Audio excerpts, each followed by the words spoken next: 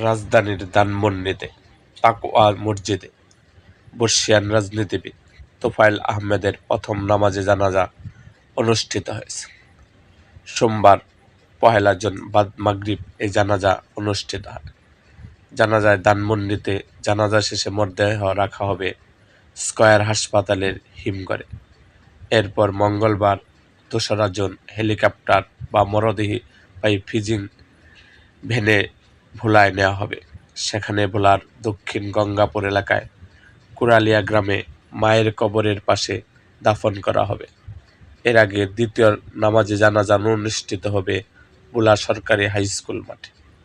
রাজধানীর একটি হাসপাতালে চিকিৎসাধীন অবস্থায় সোমবার বিকেল 3:30টায় মারা যান 69-এর গণঅভ্যুত্থান এবং মহান মুক্তিযুদ্ধের অন্যতম এই সংগঠন।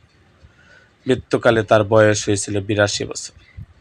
তোফায়েল আহমেদের পরিবার সূত্রে জানা যায়, দীর্ঘদিন ধরে বার্ধক্যজনিত নানা জটিলতায় ভুগছিলেন তিনি। মৃত্যুকালে এক মেয়ে সহ অসংখ্য শুভান্যদারী রেখে গেছেন বর্ষিয়ান এই রাজনীতিবিদ। এরকম আরও ভিডিও পেতে আমাদের মুক্তাগাছার ইতিহাস মিডিয়া ইউটিউব চ্যানেলটিকে সাবস্ক্রাইব করুন এবং পাশে থাকা বেল আইকনটি বাজিয়ে দিন।